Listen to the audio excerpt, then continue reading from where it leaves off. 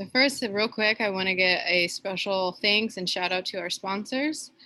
Without them, this event would not be possible. With their financial support, we're able to keep the virtual forum to be no cost to attendees. We try our best to do this because we understand how critical it is to provide local governments with resources they need to build resilient communities, especially during these trying times. And we also want to thank a huge thanks to our promotional partners. They help spread the word of the SEEC Forum and ensure that all communities in California can receive this important information. Real quick, I just want to give some upcoming events. There's a good chance you registered for this one directly on the SEEC website. You can see the link on the top right here. We'll also be sending a link through the chat box. We do have our upcoming webinars. You can see we have webinars 14 through 18 listed right here. Webinar 18 will be one of the last of the series, so we really encourage you all to sign up for something that really strikes your fancy. For networking, normally this event takes place in person, but unfortunately 2020 really doesn't care about plans, so we had to pivot and switch to a virtual network. So to help facilitate that connection, we created a SEEC peer-to-peer network. It's a group on LinkedIn. You can feel free to join. There's also a link on the slide that we will also send in the chat. And we just wanted to create an intentional space for peers who work in the climate and energy space to connect with one another. For this webinar, if you've attended a webinars before, whether it's this one or ours, you'll notice similar information, but we do really want to encourage people to submit their questions in the Q&A box. This makes it easier for us to track your questions to ensure they get answered. We also encourage you to interact with people attending the webinar through the chat, and if you have any questions at all, any logistical questions, you can ping myself, Serena, and Ryan. Those are my coworkers for LGC. We'll try to assist you with any questions you have. And now I'm going to stop sharing my screen and give it away to Katie. Thank you so much. I appreciate the opportunity to be moderating this fantastic panel today. Welcome to all of the participants viewing, and thank you for your interest. Wildfires, power shutoffs, and other climate effects are driving the critical need for energy resiliency across California's communities. And local governments and institutions are taking the lead on microgrids in many areas to ensure that residents and businesses continue to receive critical services. Given the technical complexity and range of possible microgrid models, local governments can benefit by learning from one another and working together to implement a sustainable future. This panel today features diverse local experts, each with a unique perspective on developing innovative, resilient microgrid solutions throughout the state. We have the first speaker will be Craig Lewis with the Clean Coalition, featuring the Santa Barbara Unified School District solar microgrids and the City of Camarillo microgrid feasibility. We have Mr. Mike Grimm with the City of Carlsbad, who will be featuring the City of Carlsbad Emergency Services Advanced Microgrid, or CSAM as we call it. And then we have Mr. Jim Zolik with the Schatz Energy Research Group at Humboldt University, featuring the Redwood Coast Airport Renewable Energy Microgrid. Our presenters will discuss the goals and multiple benefits their microgrid projects address, from resiliency to carbon reduction, reliability, and government operations. They will explore the process and funding sources that they have leveraged, and they will highlight the stakeholders and partnerships behind many of their microgrid projects, which have been critical to their success. So I'll introduce to you the first of our speakers, which is Mr. Craig Lewis. Founder and executive director of the Clean Coalition. Craig has over 30 years of experience in the renewables, wireless, semiconductor, and banking industries. He is, previously vice president of the government relations at Greenbolts, and he was the first to successfully navigate a solar project through California's renewable portfolio standard solicitation process. Craig was energy policy lead on Steve Wesley's 2006 California gubernatorial campaign, received his MBA and MSEE from the University of Southern California, and his BSEE from the University of California at Berkeley. An interesting fact about Craig, while he considers California home, he has lived, and I may have this backwards. Is that you, Craig, or Jim? I think I have Jim and Craig's interesting facts backwards. I apologize. No, I am so sorry. I am back on script. He has lived internationally, including Canada, Europe, North Africa, and Singapore. I apologize for my gaffe there. Craig, if you would. Thank you, Katie, and no problem mixing me up with Jim. Jim's got a very interesting fact coming, so I would happily have that one for myself as well. What I'm going to be talking about here are solar microgrids, and solar microgrids are incredibly important to our energy future because they deliver an unparalleled trifecta of economic, environmental, and resilience benefits. I'm going to start off by talking about some, I'm going to quickly, if my screens will progress, just make sure everybody knows who the Clean Coalition is. We are a nonprofit with a mission to accelerate the transition to renewable energy in a modern grid. And our end game, our vision of the end game, the energy end game, is that we will get to 100% renewable energy. And when we get there, we will be getting 25% of our energy from local renewable energy sources, which means there's no dependence on the transmission system. And when you get 25% of your energy from local sources, you can provide a tremendous level of resilience, a lot like what you're going to see from solar microgrids.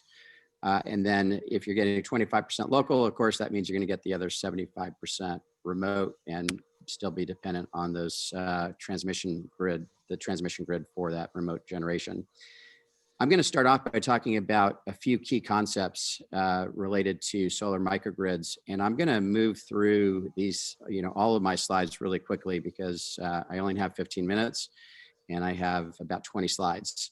So that's going to move fast, but I will just let everybody know that I gave a presentation, an hour-long presentation on the gory details of solar microgrids and the value of resilience that they bring about a month ago, and we will provide the link to that webinar in case people want to dig down into the deep details. The first key concept I want to share is that there is tremendous value of resilience from having indefinite renewables-driven backup power. The question is, what is that value, and putting some kind of standard methodology on coming up with that value. But it's important to know that the value of resilience depends on what tier of load we're talking about. If you're talking about critical loads, then the value of resilience is extremely high. If you're talking about totally discretionary loads where nobody's going to die, maybe not even be that inconvenienced if they go out, then the value of that resilience for those what we call tier 3 loads is not very high. In fact, probably not much more than what people already pay for normal electricity. And right in between is tier 2 priority loads. And these are loads that you would prefer to keep on as long as you can do so without threatening the ability to keep your tier 1s on. So there's 3 tiers of loads that the Clean Coalition really, in the Clean Coalition methodology, we have 3 tiers of loads, and we have a different value of resilience for each tier. And we call that methodology the VOR 1, 2, 3 approach.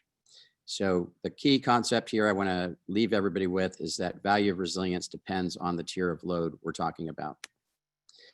So here's a typical load tiering situation that we're dealing with the solar microgrid.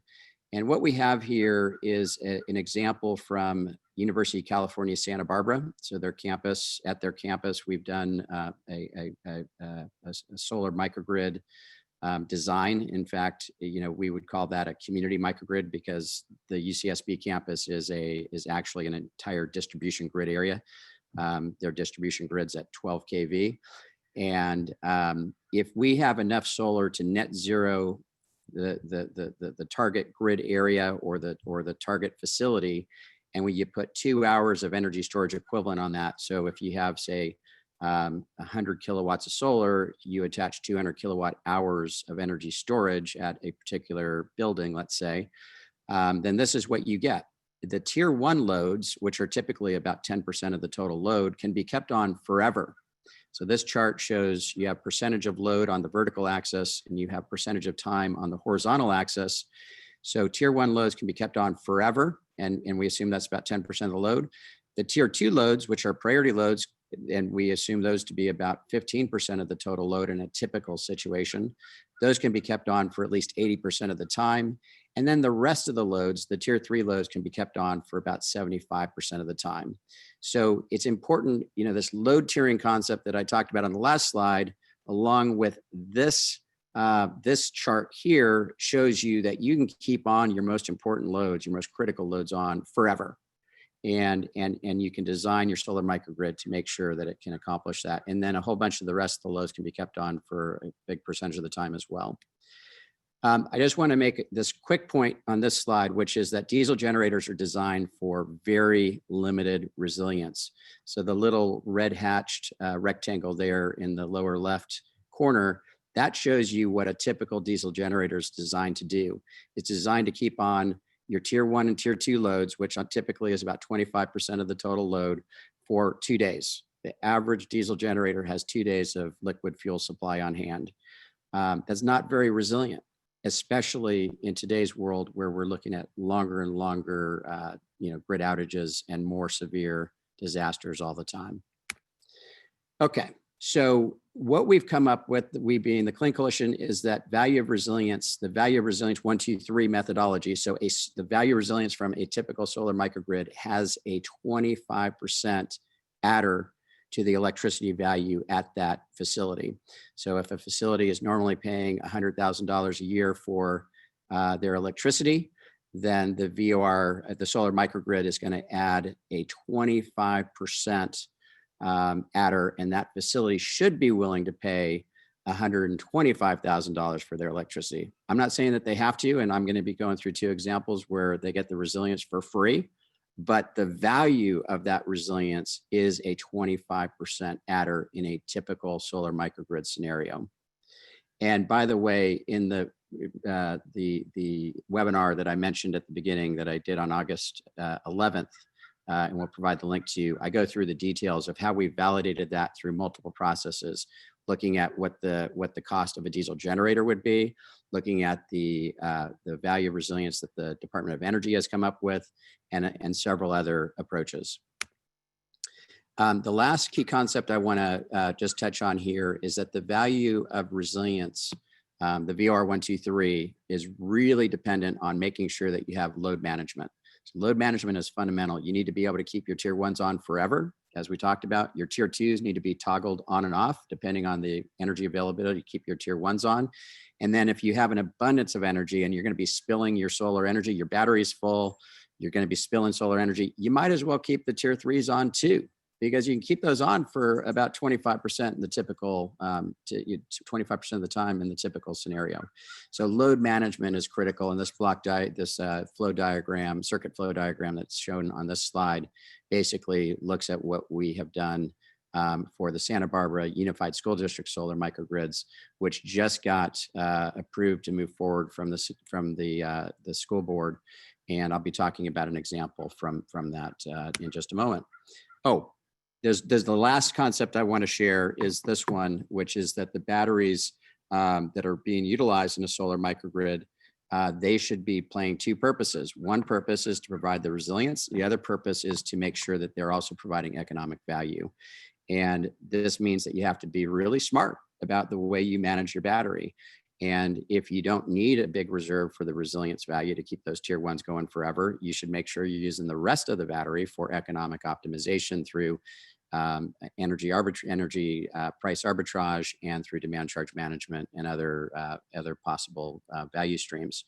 But you always have to make sure that your reserve for resilience, which we call the minimum stated charge for resilience, or SOCR, is our personal, Clean Coalition vernacular. You need to always make sure that that is the right value, and it moves around. If you have a big, sunshiny day, lots of hours of solar coming, the SOCR can basically be 0, and you can use the entire capacity of that battery for economic optimization.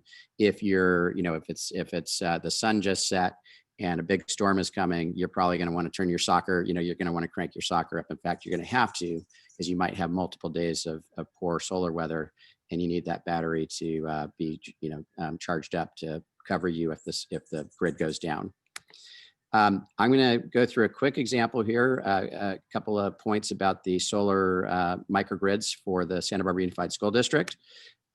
This is a super grid vulnerable area. So this, the Santa Barbara region is referred to from an electrical standpoint as the Galeta load pocket.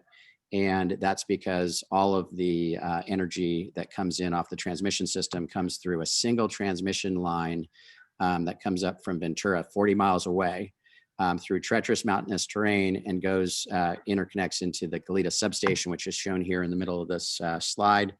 And then that serves the entire 70-mile stretch that is the Galeta load pocket, with UCSB basically right in the middle of it. I'm running out of time, so I'm going to go fast here. San Marcos High School is right in the middle of the Galeta load pocket. It is also right in the middle of the service territory for the Santa Barbara Unified School District. And they have, the district has decided to move forward with the state-of-the-art solar microgrids that will basically perform like the key concepts slides that I just presented. And they're going to put 6 solar microgrids in place at these locations where these pin drops are. You can see there's 6 locations here. And there's 3 high schools, 1 junior high, a centralized food warehouse, which has a whole lot of refrigeration load. And then the district offices where, of course, if there's an emergency, they're going to be doing a lot of command and control from that location. So I mentioned that they have agreed to move forward with this. There was a press release that just went out about it yesterday morning. And the essentially, we're going to be able to keep 100% of the tier 1s on, 80% of the time the tier 2 loads will be on, and about 25% of the time the tier 3 loads will be able to be kept on as well. The acquisition, essentially these projects are coming in through the form of a 28-year power purchase agreement, and they will save money from for the district, millions of dollars for the district, and they will also provide the resilience for free. In addition to the 6 solar microgrid sites, there's 8 additional school sites that will be getting solar parking canopies as well, getting to net zero in the case of all 14 of the sites.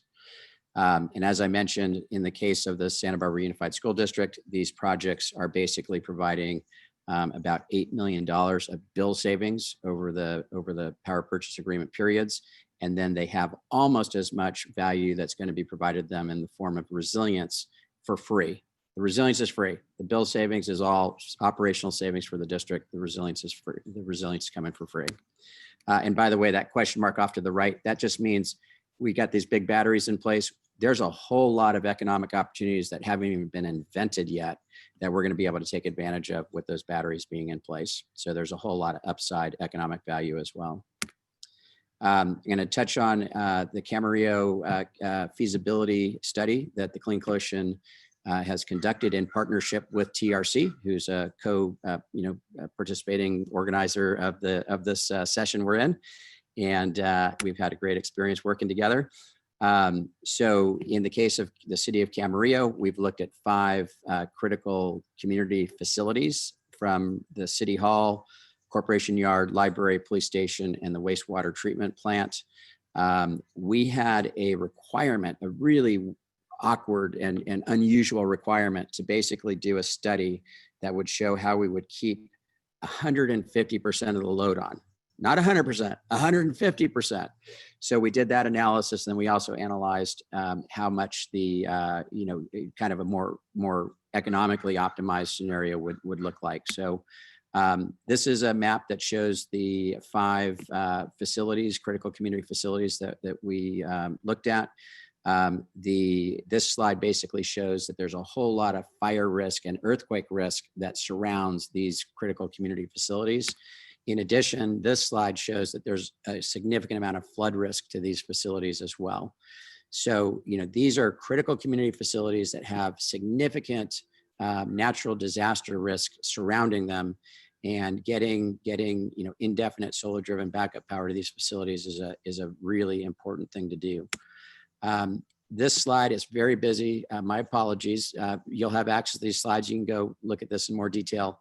But for each of those 5 locations, each of those 5 critical community facilities, these are the various scenarios we looked at. So we looked at various resource scenarios. solar plus storage, storage only, diesel only, and then solar plus storage plus diesel. And then we looked at the, how much load is going to be maintained. So we looked at the 150% of daily load indefinitely. That's the solar plus storage. We needed to take care of 100% of 150% of the load forever, right? So lots of solar and storage would be, it would be required for that. And then we looked at various scenarios, and we looked then at kind of how much of the load could be, 150% of the load for 5 days. So that was the storage only and the diesel only. And then we looked at 150% of the average load for 5 days using solar plus storage plus diesel. And then indefinitely, what percentage of the load could be kept on with the amount of solar and storage that were there. And you can see that the amount of storage, or the amount of load that we kept on indefinitely, even in these solar plus storage plus diesel scenarios, is somewhere between 15 and about 25% of the load indefinitely. I'm just going to touch on one of the sites that we looked at. This is City Hall. So this is the scenario where we have just solar plus storage providing 150% of the load forever.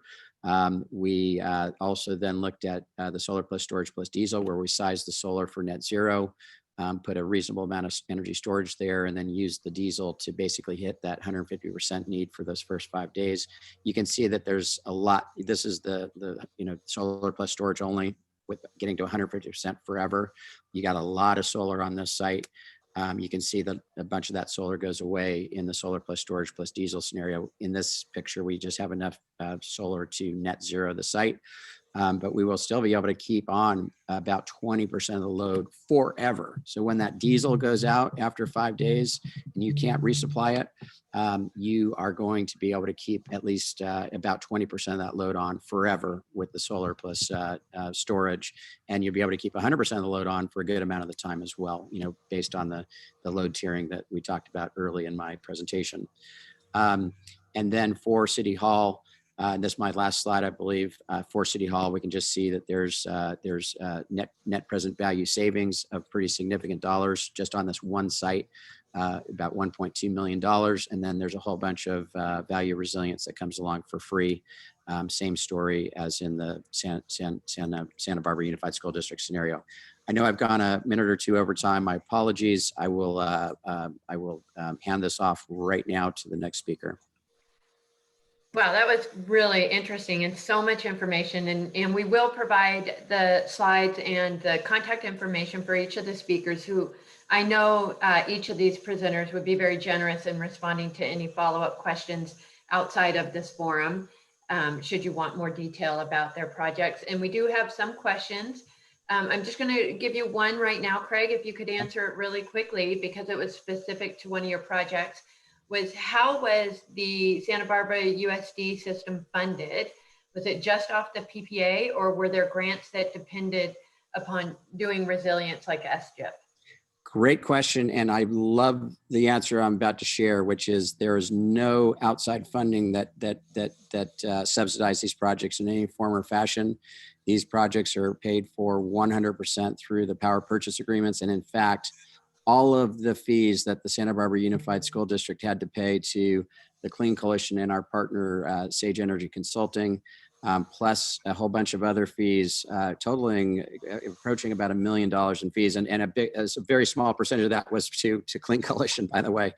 But there was a whole bunch of fees that got rolled into the power purchase agreement that will be refunded to the school district up front. And with the pricing, it's a fixed rate power purchase agreement over 28 years. The party that won the projects is Engie, and by the way, we had eight qualified proposals, all of which would have saved the school district money from a bill saving standpoint, and all of which would have provided resilience for free, in addition to the bill savings. So the funding essentially is through a power purchase agreement only. That's it. That's great. And I'm sure that has a lot of wheels turning for our participants today. Okay, so we're going to switch gears now and go to our next speaker, Mr. Mike Grimm, who is Senior Programs Manager for the City of Carlsbad. Mike has over 25 years of local government experience, including land use planning, housing policy, airport compatibility planning, CEQA processing, Habitat conservation and climate planning. Mike has done a lot as Carlsbad has grown quite a bit over the last 25 years. He currently administers the city's climate action plan, coordinating both climate change mitigation and adaptation programs and projects. He also serves on the advisory board of the San Diego Regional Climate Collaborative, which is a network of cities and public agencies working together to advance climate planning and solutions for the entire San Diego region. An interesting fact about Mike, and I know this one's Mike because I've known this one for a long time. He is an accomplished ukulele musician, and Mike, you can correct me on the pronunciation of ukulele. Loves to teach others and attend ukulele festivals. And for the past 10 years, his music passion has led him to work with a philanthropic organization called Positive Legacy, benefiting the youth in the Caribbean. So Mike, we're really excited about your presentation. Please. Great. Thank you, Katie, and thanks, Craig, for the wonderful introduction into microgrids and stuff. I will share the screen here.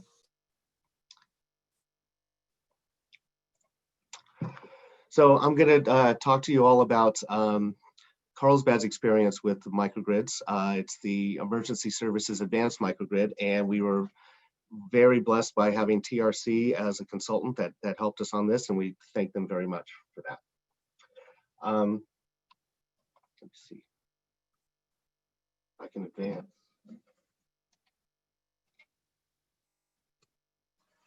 Carlsbad, for those of you that may not know, we're in the north coastal part of San Diego County, relatively, small to medium-sized city of about 120,000 people. But very importantly for this discussion, we engaged in a general plan update about 5 to 7 years ago. And it came through very resoundingly that our community, one of our community vision core values was sustainability. That led us to also perform accomplish a climate action plan along with our general plan update. It's got the typical GHG reduction measures of energy efficiency, PV systems, EV charging. Even though our municipal contribution to the whole community is only about 2%, we still obviously, we want to be a leader, so we want to have municipal energy consumption goals. But importantly, once again, for this discussion, is there were no climate adaptation policies. So it's purely a GHG reduction document. So all of our climate adaptation has been having to rely on that sustainability community vision. We also rely heavily on partnerships in our area. Our local council of governments, the San Diego Association of Governments, or SANDAG, has a program known as the Energy Roadmap, and it helps their member jurisdictions with CAP implementation. So one of those facets is to help cities with building audits, building energy audits, and take a look at other municipal facility energy consumptions, and then give us energy conservation measures for that. Carlsbad was lucky enough to be able to customize our roadmap to include a microgrid feasibility study for our city's safety and service complex. So when you're talking about microgrids, you saw, Craig's example about a lot of distributed different facilities. The Carlsbad Safety and Service Complex is very well suited for a campus level microgrid. It's one contiguous site. It's all under city ownership, and it's one feeder line from SDG&E service. It also has, to use Craig's thing of the value of the VOR 123, pretty much all of the city's tier 1 kinds of facilities are all on this site. We've got fire and police headquarters. We've got emergency operations center. We have a safety training center that offers both police and fire training, but it's also designed to be a surgical field hospital in case other hospitals are either overburdened or not available. It's also got the largest fire station. And importantly, when you're talking about city operations, especially for an extended power outage, that's where our fleet operations and fueling are. So if you're going to have pumps or other kinds of facilities that are going down and need servicing, you need to be able to fuel the fleet to get out there and service those. So all of those we saw as critical facilities, and luckily they're all on one site. So here's an example of our feasibility study that was accomplished by TRC in design. So I'll just, if you can see the cursor here, here's our safety center, which houses police and fire headquarters and the emergency operations center. Here's the fire station here. Here's the safety training center. You can see that we've already got some PV on top of there. Here's the fleet operations area. And then here is a future maintenance and operations center that's currently being designed. So the goal of this feasibility study was to show that we can have 3 lines of defense, essentially, if power outage just goes down. The first line of defense was completely islanded, and that would give us about 12 hours. And for perspective, usually if at least in the recent history, usually our power outages are anywhere between 2 and 3 hours. So 12 hours was definitely conservative there. We could also, the facility includes a natural gas generator. So if we kick that natural gas generator in there, we can get up to 10 days. And then all the facilities already have some diesel generators. So as Craig was talking about, that provides that 3rd layer of defense. So from a technical side, our design would include essentially a parallel a medium voltage AC bus that would connect all of the facilities together. Each of those facilities would then have switches that are controlled by the microgrid controller, so we can switch on or off any of these facilities at any given time. We would include a battery energy storage, a 1 megawatt hour battery energy storage here. We would be adding a solar to the safety center and the maintenance operations center, so that's about 850 kW of PV. We also wanted to include EV charging, and since the feasibility study, this EV charging has exponentially increased, but the feasibility study showed that we would have 20 EV ports, and then the natural gas generator would be a 200 kilowatt natural gas generator, and then we would incorporate building energy management into all of these different facilities here. Also not shown on here, but this is something when you're talking about a microgrid, you have the opportunity, especially when you're talking about trying to capitalize on the economics of it, is because you can island off different parts of it, you can provide some kind of economic development, building energy innovation incubator.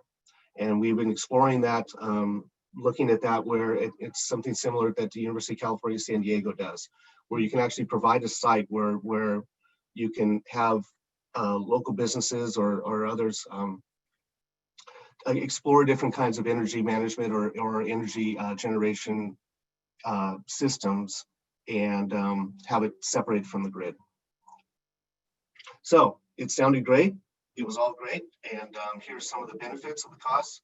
Won't go into the details here, but you can see huge benefits with regard to GHG reductions, which helps our climate action plan, energy savings, natural gas usage, also really good on peak load.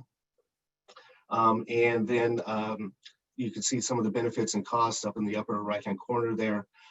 The design of this was paralleled with us pursuing a California Energy Commission grant. So some of the design that you see in here, especially like the cybersecurity and such, were part of that grant proposal. And also showing commitment to the CEC and the statewide goals. So given all these benefits and the resiliency that it's going to provide for critical services, the big question comes is, how come we haven't built it yet? And we've experienced 3 essential challenges. One, we presented the feasibility study to our city council a couple of years ago. And since that time, we have 2 new council members, which isn't that big of a deal, but we also have a new city manager, a new chief operating officer, a new public works director, and a new fire chief. So those major changes in city leadership, it's challenging just to get the day-to-day business done, much less try and think of something innovative here. Secondly, lack of funding. We were unsuccessful for the California Energy Commission grant. We've been unsuccessful in incorporating this into the CIP. And then we've explored using ESCOs or energy service companies, but the city of Carlsbad hasn't really done those kinds of things yet. So once again, that's kind of an innovative approach that just adds more complexity to the project. And secondly, there's been a time lag since the study was presented. So the hot newness and the excitement about it has waned somewhat. So Not to be giving up on any of those things. We still have strategies and we're providing opportunities on this. What we're doing is we're implementing some of the project components through our existing CIP. So the safety center that I showed you in the upper part of the site plan, we're renovating that and bringing it upgrade. So we're going to be adding the PV, we're going to be adding some EV charging and some energy efficiency measures in that. Also in the maintenance and operations center, we're designing that such that if we were to pursue the microgrid, it would be compatible with that. We're also updating the project design. We're taking a look at some cost reductions. Talk to SDG&E about whether they would be willing to abandon their line so we don't have to build a parallel bus line to that. And also looking at new technologies such as vehicle to grid. That a lot of technologies have advanced even in the last couple of years. And some of those new technologies might also offer opportunities to pursue grants to leverage those new designs. And quite frankly, as a city staff member, just keep asking and maintaining enthusiasm. Just keep reminding people that this is a really exciting thing. It's very critical for our services. And even though we may not have any overt climate resiliency or adaptation policies, that this is something that's good for the community and the right thing to do.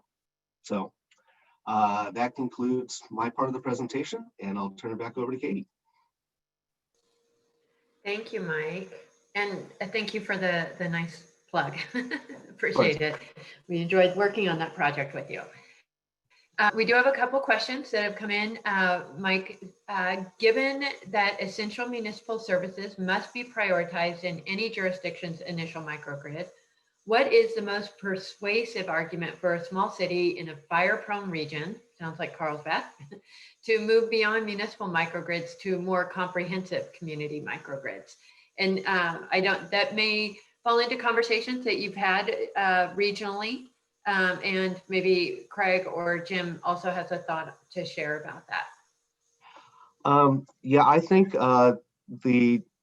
a really good way to do that is to expand the conversation beyond the jurisdictional boundary and then collapse it back into what each jurisdiction can do. So I'm going to give a plug to the San Diego Regional Climate Collaborative, which helps assist the whole region with developing climate adaptation policies and discussions. And what I've noticed is that if your own local elected officials or management don't have stuff like that on their radar, having a regional conversation and then having other jurisdictions start talking about that helps you plug the importance of that a little bit more.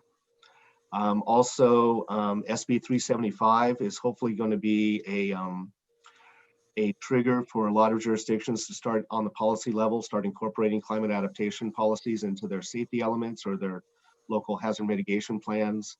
And once you have that policy level, then that really gives staff the license to go out there and start talking about these larger microgrid and resiliency projects. Great, thank you. Jim, you're our next speaker. Did you want to add anything to that question before I introduce you?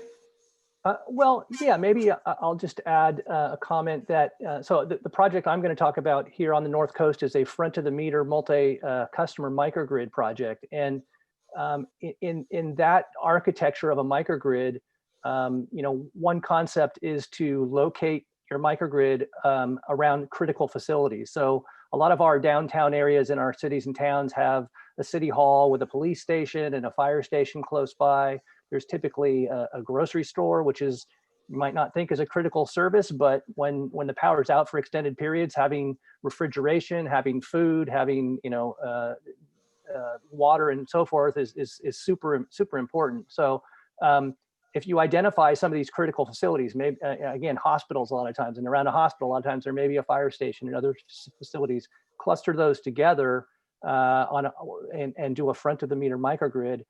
It does require some real strong partnerships between the various players, but it's a way to take it beyond just everything behind a municipal sort of boundary. Well, we're excited to hear your presentation. So let me introduce you so you can jump right into it. So Jim Zoller is principal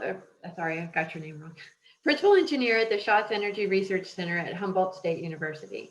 Jim has 25 years of dedication to this industry, and his work involves planning, analysis, project development, and implementation, with a special focus on tribal and public sector projects in rural Northern California.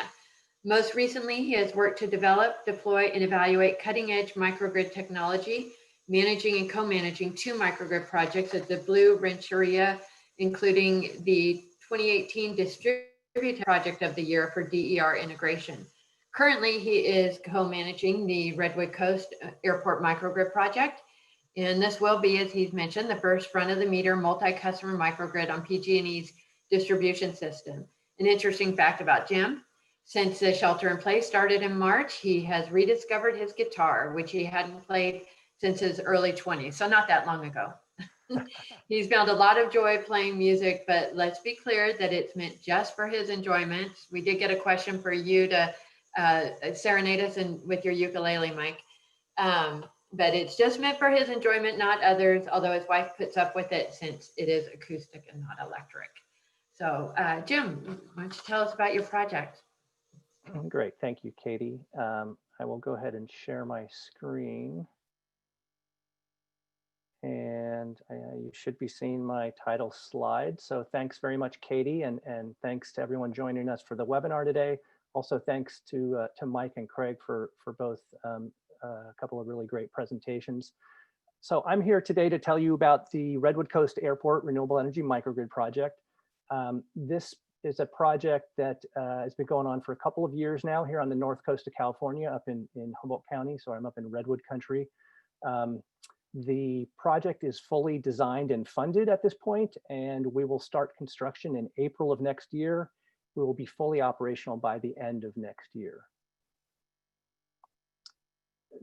Some key highlights for the Redwood Coast Airport Microgrid, or RCAM project, and these kind of relate, I think, to the topics that were identified for the webinar today. So first of all, local government is playing a huge leadership role in this project via our local CCA, the Redwood Coast Energy Authority, and also our county government. They own and operate the airport where the project is located.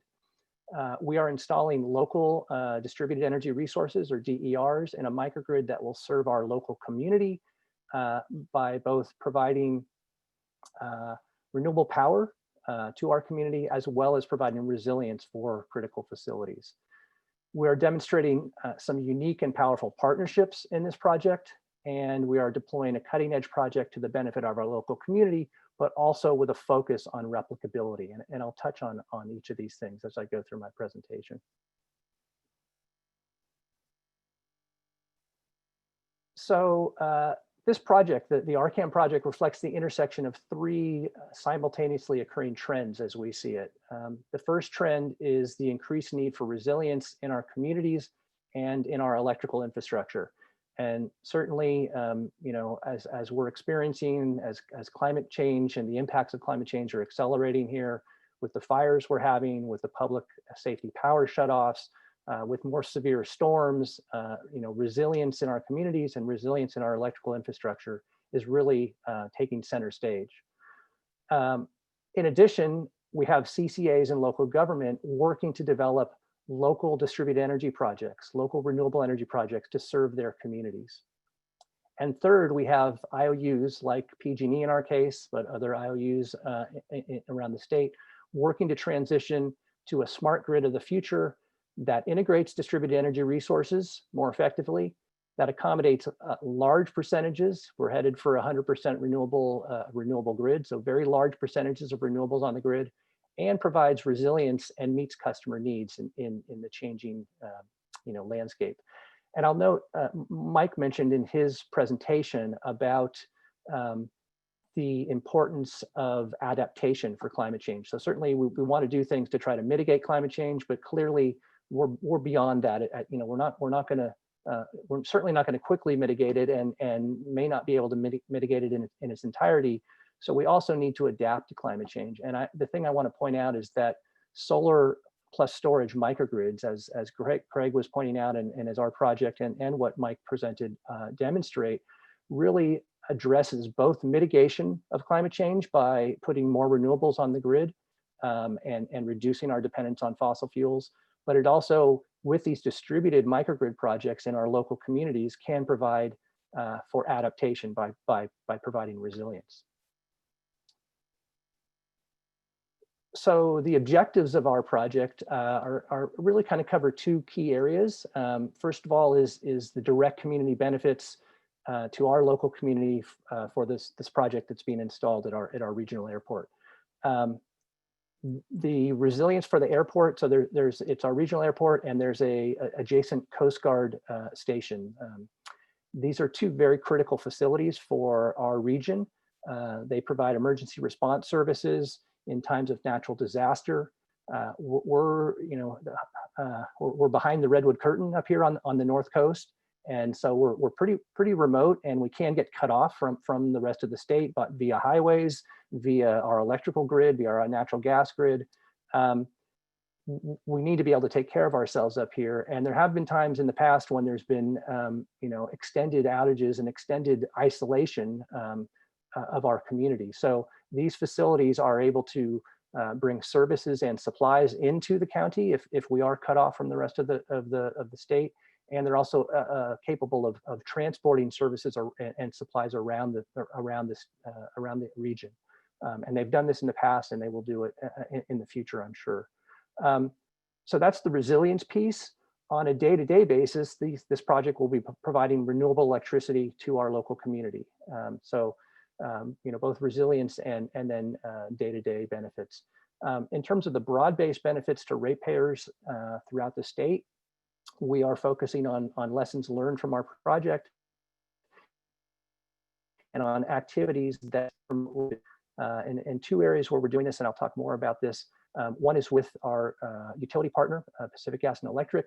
We're working to develop replicable aspects to the design of our microgrid, to the agreements that we're developing and negotiating with the IOU, basically between the CCA and the IOU, and with the processes that we're doing. And basically, PG&E is using this project as a model for the community microgrid enablement program that they have proposed.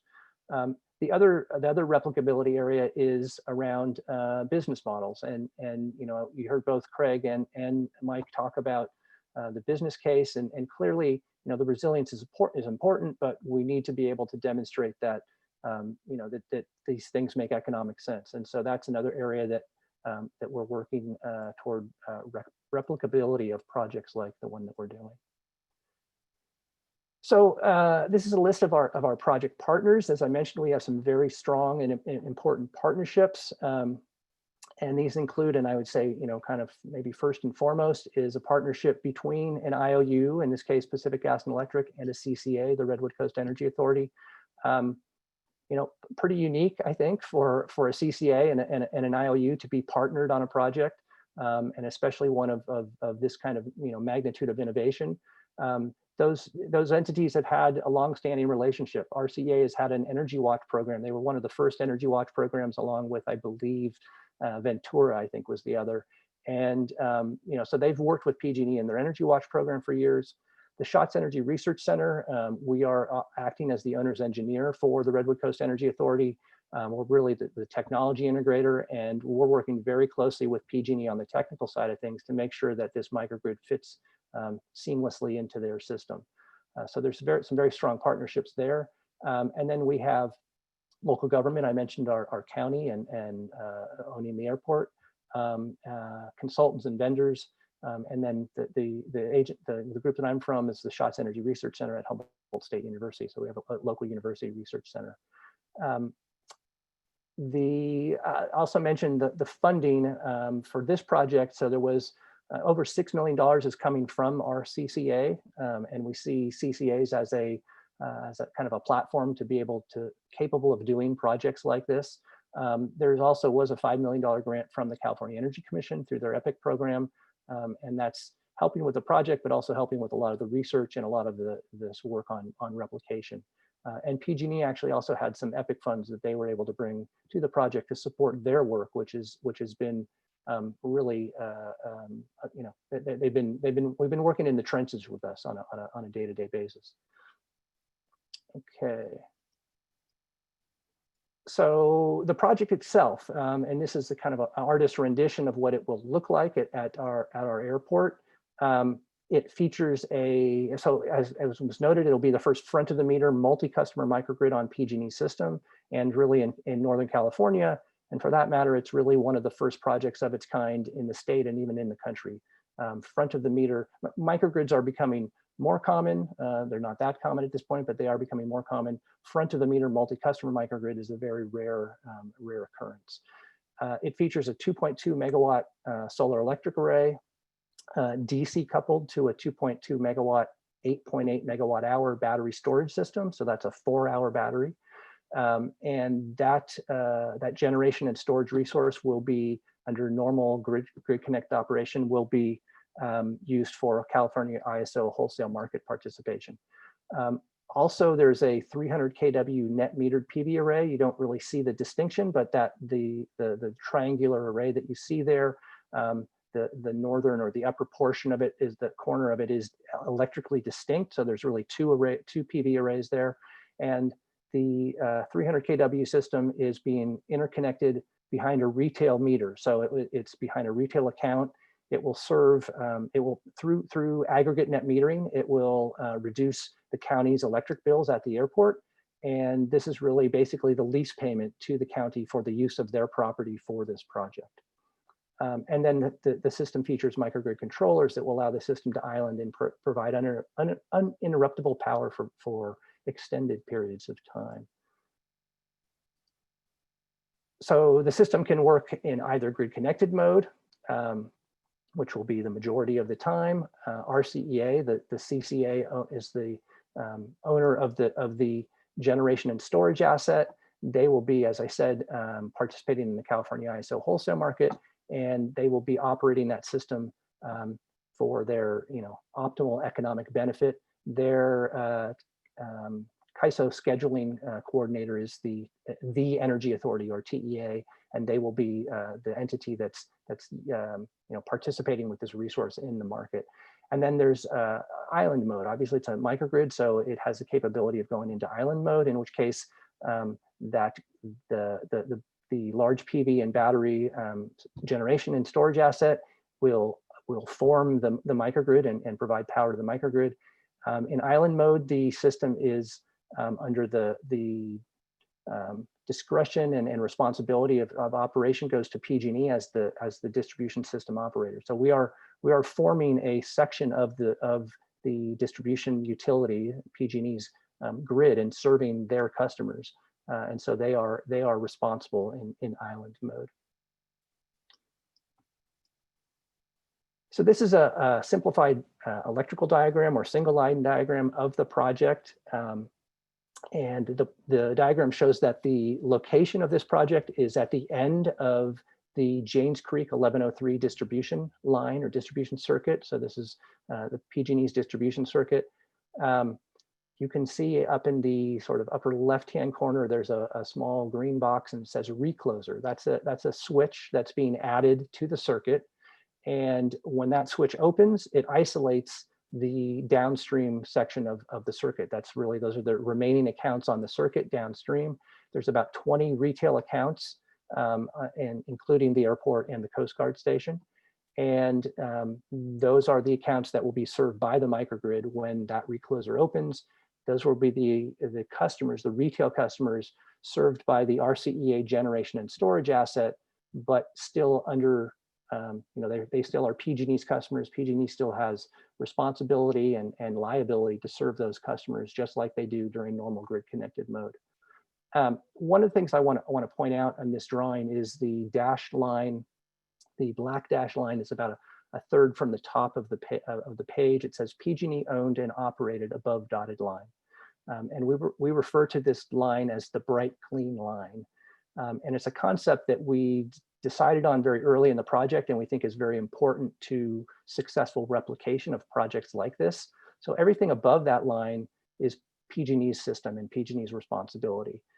Everything below the line is owned and operated by PG&E's customers. So there's the standard retail accounts that are already there, but there's the new equipment that we're adding, basically the PV and storage asset and the additional PV system. There is some EV charging also being installed as part of this project. As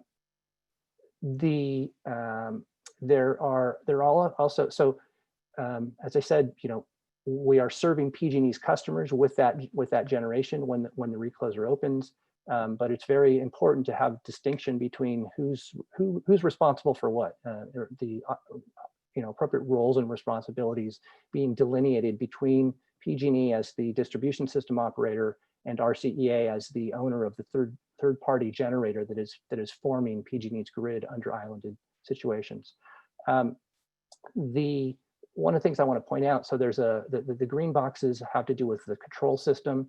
There's a green box above the line that says PG&E microgrid controller, and a green box below the line that says RCEA generation controller.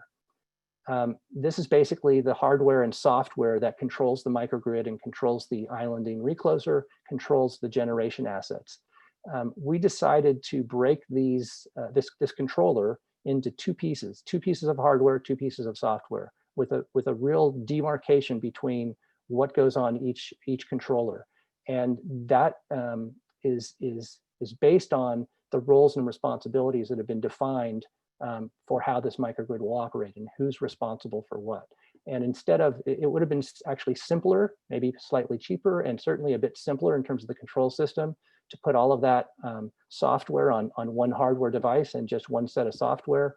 But we felt it really complicated the contractual nature of this relationship. And so by splitting it up into two separate devices, two separate sets of software, each entity is responsible for those pieces. There's a lot of agreements that have to do with the interface of what's going on there, but they're responsible for their respective parts of the project.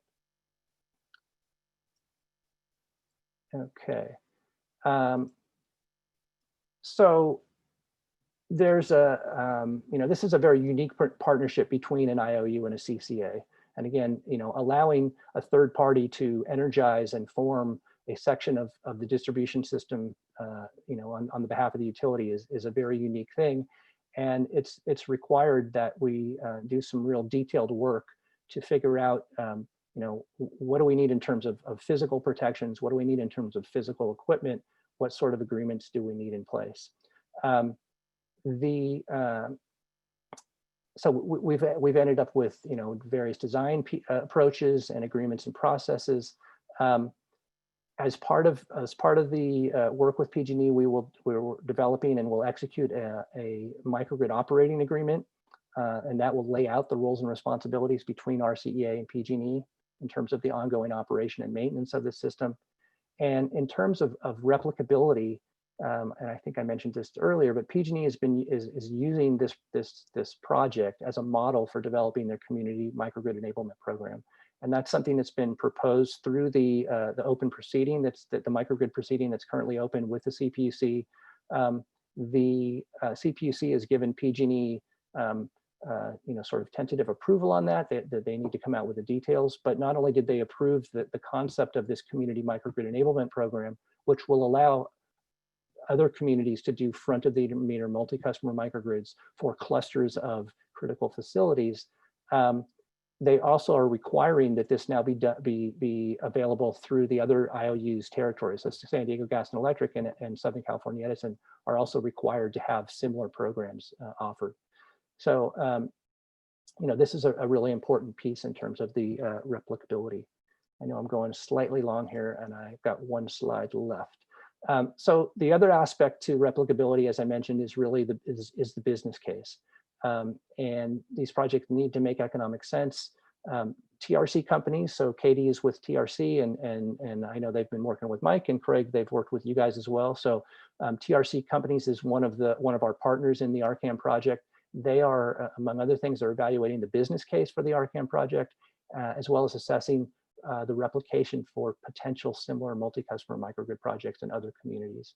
I would say the most important aspect for the business case is the ability to stack benefits. So a front of the meter microgrid project like I'm describing you're basically your way to generate revenue is going to be to at least at this point to participate in the wholesale market. You're not going to offset behind the meter bills, but you participate in the wholesale market, and this can provide significant value. And then when you go into island mode, you're able to provide backup power to critical facilities, and there's the value of resilience. And Craig outlined some ways of valuing those. TRC has also been working on determining the value for the various aspects of resilience. And these can stack up when you have the market mechanisms as well as the value of resilience to make it so that the benefits outweigh the cost. In this example, and in the base case here for our project, we're on the North Coast. Solar is not nearly as productive here. We get a lot more fog up here. So the system, we do have a bit of a gap between the cost and the benefits, but there are a lot of benefits that are very difficult to put a monetary value on, and those also include things that reasons why communities are putting systems like this in, including creating jobs, creating local energy projects, and the benefits that come along with those. So I just like the last thing I'd like to say is that TRC companies will be doing more work on the business case, and there will be some stakeholder outreach. So if you're interested to learn more about the business case work, please feel free to reach out to me, and I'll put you on our stakeholder engagement list. And my email address is included on the title slide and on the last slide, which is there. So thanks very much, Katie. Wow, that was great. And I'm never going to cut you off if you're going to be mentioning TRC in one of your last slides. So there's a tip. There's a tip to everybody. I have a slide that I'm going to put up in just a second.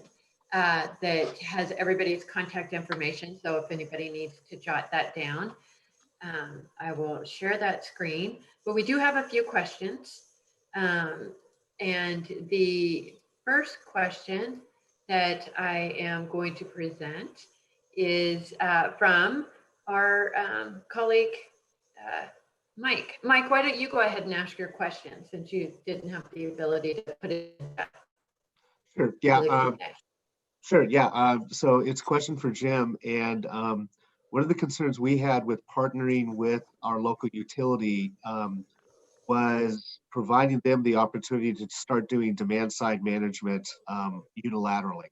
And I'm wondering if your agreement with PG&E, because controllers are on the front of the meter, allows them to perform any of those functions.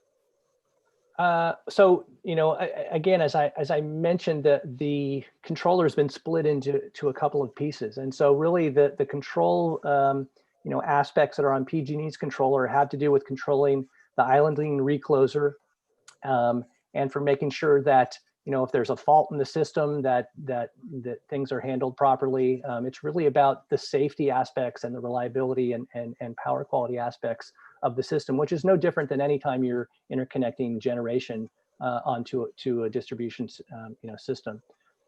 The aspects of the control system that control the generator and how it's dispatched into the market now when we're in island mode, the generation has to meet the load. So you're not really controlling the generator. Then you're not dispatching the generator in any fancy way. The generation's got to exactly meet the load. Otherwise, you can't have too much or too little, or the system's going to shut down. But in parallel mode, the control system that dispatches the generator is completely owned and operated by RCA, and that's also be the case for any kind of load management. The EV charging that we're installing will have load shedding capabilities both in island and in grid connected mode, and that will be totally handled through by RCA, not by the utility.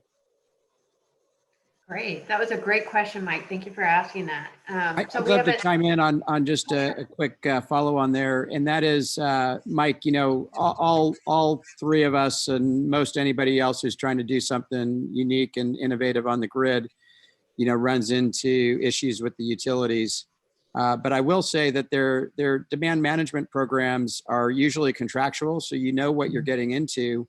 And I believe the utilities will, abide their side of that bargain. So if they're contractually eligible to shut down certain loads at certain times of the day, or with a certain amount of advanced warning, that, you know, you're obviously not going to sign loads up for that you can't live without, right? So I would encourage you to explore those opportunities with SDG&E, which I think is the utility of that you're dealing with.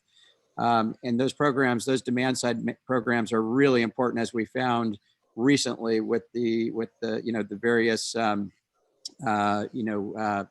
risks of brownouts and blackouts that we had around California.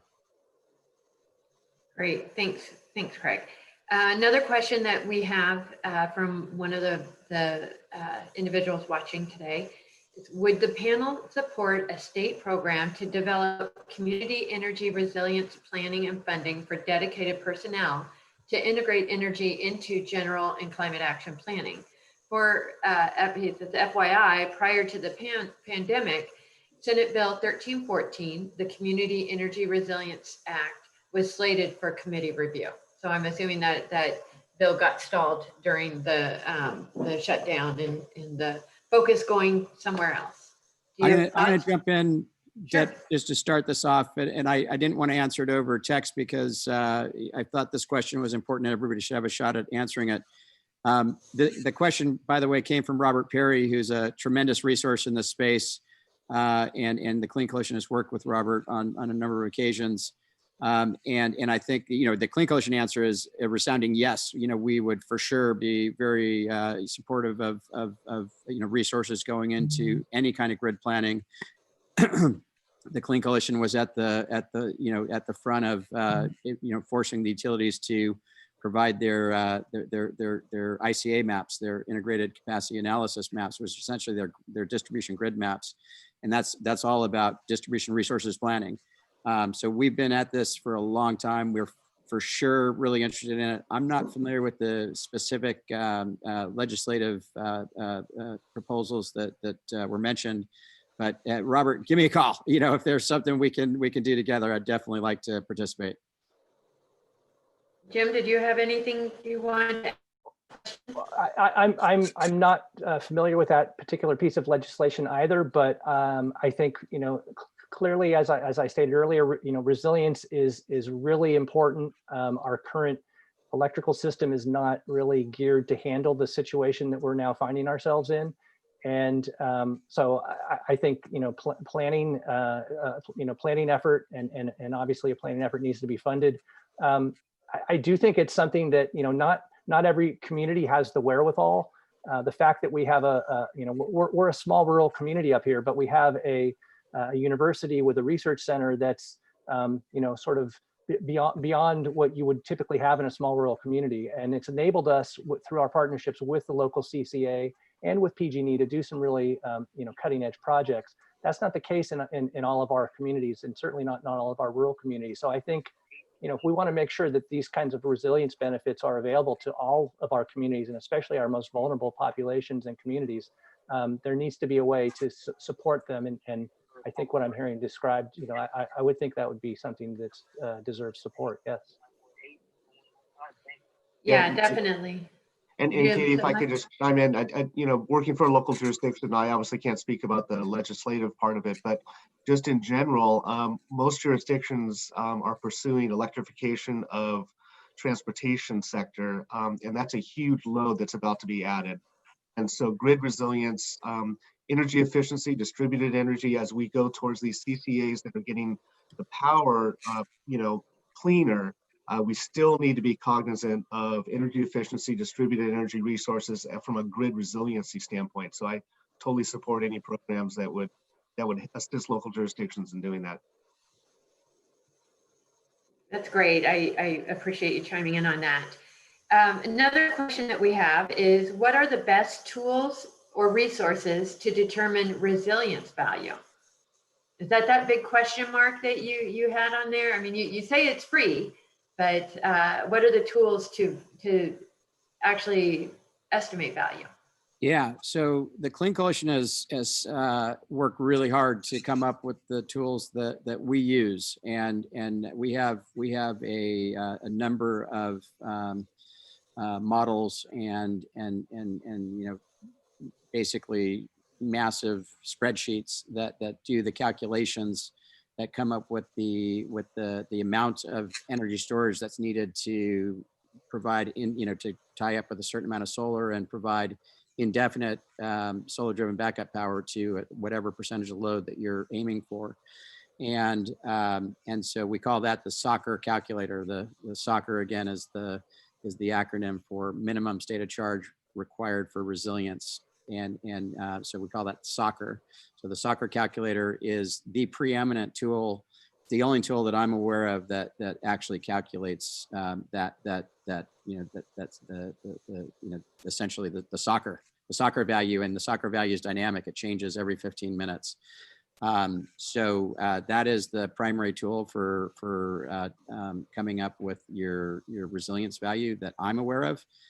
Jim and Mike may be aware of other tools, but that is the preeminent tool. And you can use it in combination with Energy Toolbase for some of your more bill savings economic analysis. You can use it with Homer and various Homer variants, for some of your solar and storage sizing requirements. But at the end of the day, if you're talking about resilience and valuing resilience, the soccer calculator is the tool. Great. Jim, did you have anything to add? Yeah, I'll just add. So the team at TRC, as I said, has been doing work on evaluating the business case for our pilot project here, and for also looking at the opportunity for replication. They have done some work, identifying what tools are out there, and really trying to identify tools that have been out there for some period of time and are kind of seen as well established and well trusted. And so one of them is it's a FEMA tool. I'm looking at it's FEMA BCAR, BCAR, and I'm forgetting what the BCAR stands for. I'd have to look that up. But and then there's another one, the ICE calculator, which is I believe is through I think Lawrence Berkeley or from Berkeley, and has to do with calculating the cost of customer interruptions. I think when we start talking about resilience now, the world is changing, and we didn't have public safety power shutoffs a few years back. Last year was pretty extreme in that sense. The way the fires are now is very different. So I think, we have some established tools that we can look at what is the value of resilience for the world as we've known it up to this point in time. But in terms of looking forward and what our world will look like next year and the year after, it's a little harder to predict that. I think that the value of resilience is going to go nowhere but up as we go forward. And I think people are grappling, and I'm glad that Craig's group is working on tools for valuing resilience, because I think it's a question that everybody asks. And when you're trying to make a business case, it's great if the resilience is free, but that's not always going to be the case. And if it's not free, Right. people want to make sure that, well, is there really the value there? And I mean, if we're talking about a really serious situation where there's people losing their lives, pretty soon that value looks, it looks pretty good. So. Yeah, and I just want to add on to what Jim just said, because the value's there, whether you get it for free or not, is you still need to understand the value, because if you're getting it for free, you just need to know you're getting a ripping bargain. If you're dealing with a small site where the solar and storage can't be provisioned and provide you net bill savings, you're going to have to pay a little premium.